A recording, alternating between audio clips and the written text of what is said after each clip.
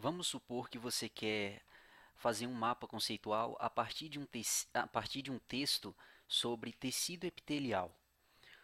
Bom, o tema do texto é tecido epitelial. Uma palavra-chave que eu colocaria no mapa conceitual seria a palavra epitelial. Lembrando que nos mapas conceituais, os conceitos são colocados do centro para as extremidades da folha. Então, no centro de uma folha do seu caderno, você colocaria a palavra epitelial. Escreveria: eu circulei essa palavra-chave só para chamar a atenção de que ela é o tema do texto.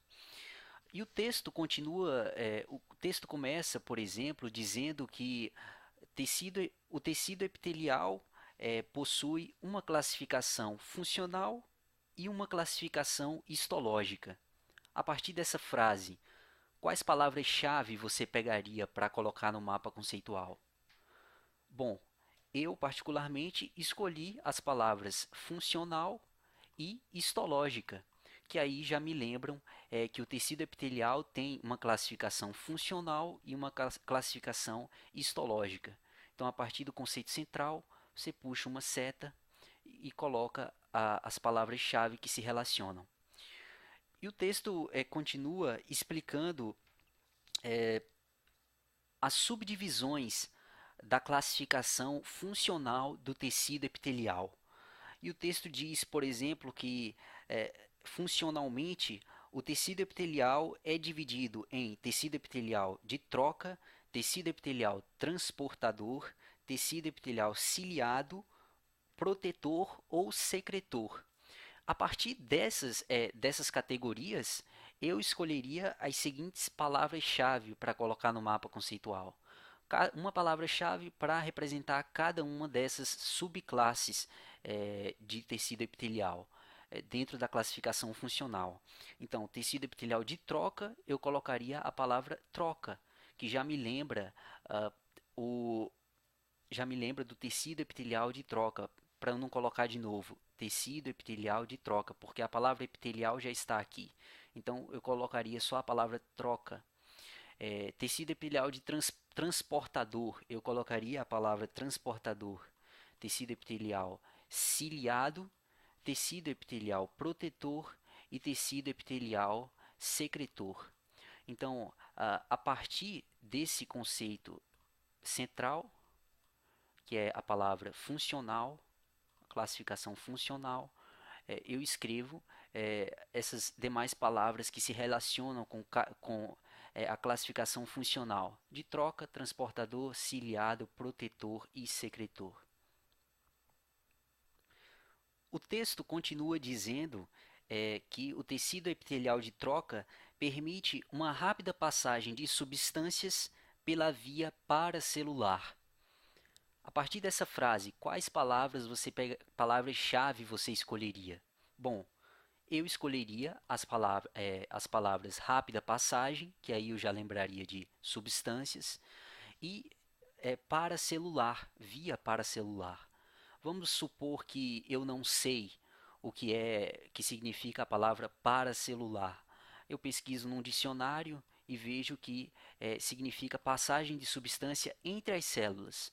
Então, a partir de paracelular, eu ligo uma setinha com sentido duplo, porque aí eu lembro que paracelular significa entre as células.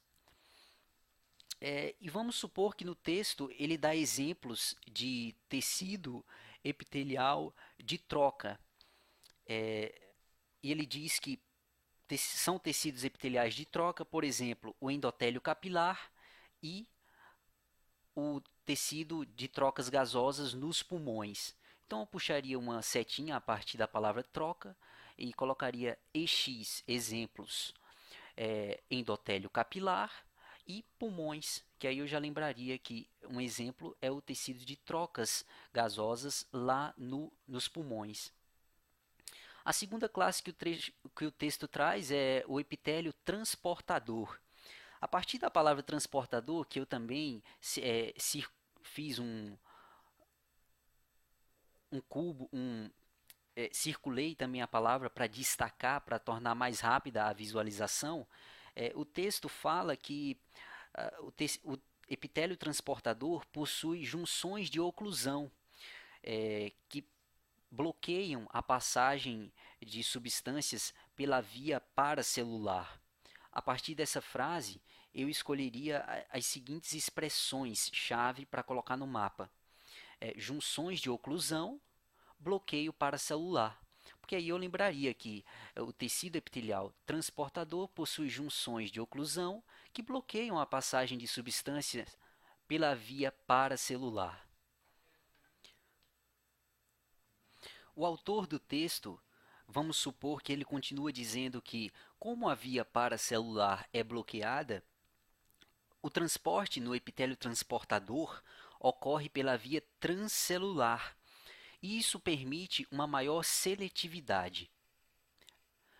A partir dessa afirmação do autor, as palavras-chave você pode começar a pensar quais seriam.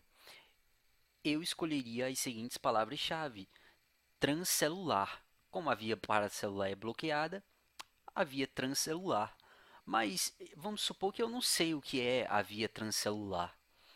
Então eu olharia no dicionário e veria que o transporte transcelular é aquele que ocorre através da célula. Então eu colocaria aqui através da célula, uma setinha com sentido duplo, indicando que é sinônimo de transcelular. E esse transporte transcelular permite uma maior seletividade. Eu colocaria uma setinha para cima e a palavra seletividade. As células que compõem o epitélio transportador possuem uma membrana apical e uma membrana basolateral, sendo que a membrana apical está voltada para o lúmen e a membrana basolateral está voltada para o líquido extracelular. Bom, eu escolheria as seguintes palavras: a partir de epitélio transportador, eu puxaria uma seta células, transportador, células. Suas células possuem uma membrana apical e uma membrana basolateral. Vamos supor que lá no livro tem a imagem. Aí você poderia até fazer um desenhozinho da célula. Membrana apical, membrana basolateral. A membrana basolateral está voltada para o líquido extracelular. A membrana apical está voltada para o lúmen. Vamos supor que eu não sei o que é lúmen. Eu olho que um sinônimo de lúmen é luz. E a luz de um órgão é o espaço interno, é a cavidade interna. Então eu estruturaria dessa forma. A membrana apical possui microvilosidades que servem para aumentar a superfície de transporte. Membrana apical, microvilosidades, aumento de superfície de transporte. O epitélio transportador pode ser encontrado, por exemplo, nos rins e no intestino. Então eu colocaria exemplo, rins, intestino. Você pode encontrar epitélio transportador nesses dois órgãos. Outra classe funcional de epitélio é o epitélio ciliado. Funcional, classe funcional, ciliado. A partir de ciliado, o autor fala que o ciliado é aquele que possui cílios que promovem a movimentação de líquidos na superfície celular. Ciliado, cílios, movimento de líquidos. O epitélio ciliado pode ser encontrado, por exemplo, no nariz, na traqueia e nas tubas uterinas. Então você colocaria exemplo, nariz, traqueia, e aqui você poderia puxar mais uma seta e colocar tubas uterinas, que eu não coloquei aqui. Outra classe funcional de epitélio ciliado é o epitélio protetor. O epitélio protetor possui desmossomos que promovem uma firme adesão celular. Quais são as palavras-chave que você escolheria? Eu escolheria protetor, epitélio protetor, desmossomos, firme adesão celular. O epitélio protetor é revestido por queratina, que é uma proteína insolúvel. Queratina, proteína insolúvel. O epitélio protetor está localizado em regiões de contato do meio interno com o meio externo do corpo, como por exemplo a epiderme, a boca, a faringe, o esôfago, a uretra e a vagina. Então, é protetor localizado em regiões de contato, eu escolheria a palavra contato, meio interno, meio externo, regiões de contato entre meio interno e meio externo. Por exemplo, eu puxaria uma seta, colocaria uma barra e escreveria os exemplos: epiderme, boca, faringe, esôfago, uretra, vagina.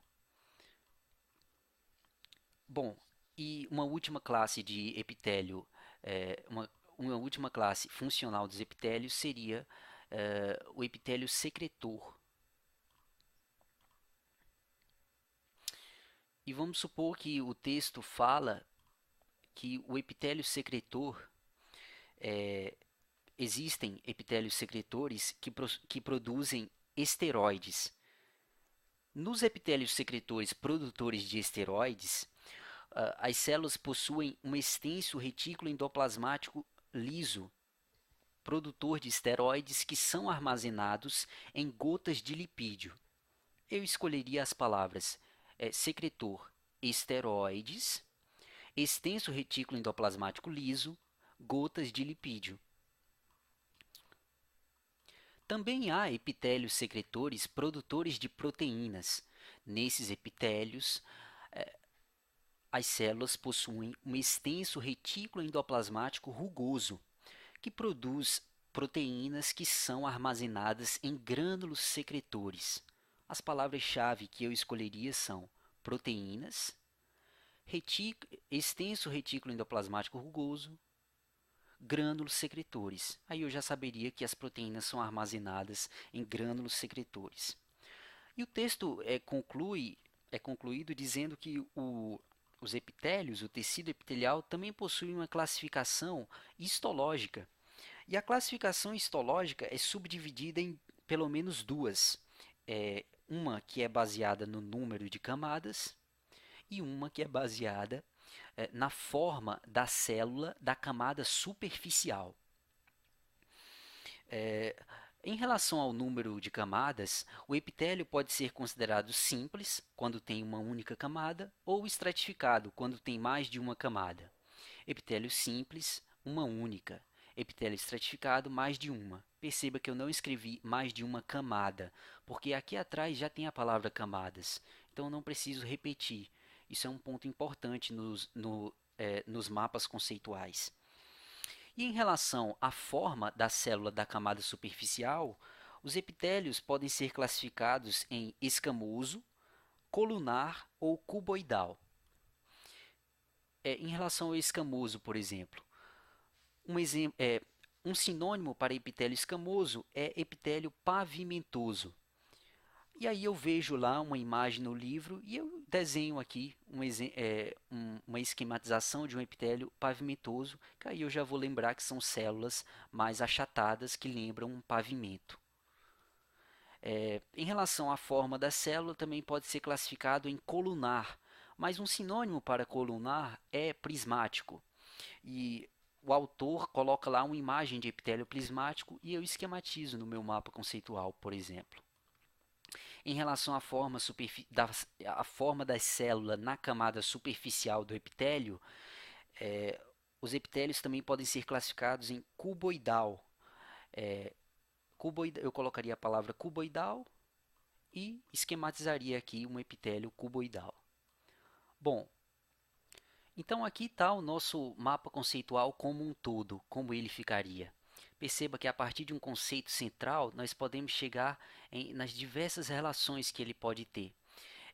E perceba a hierarquização de conceitos. A partir de um conceito central, você tem conceitos acessórios. Quanto mais no centro, mais essencial é o conceito. Quanto mais ao redor, quanto mais nas extremidades, são conceitos mais acessórios naquele texto, para entender aquele texto. Então, o mapa conceitual torna essa hierarquização e essa relação dos conceitos mais evidentes.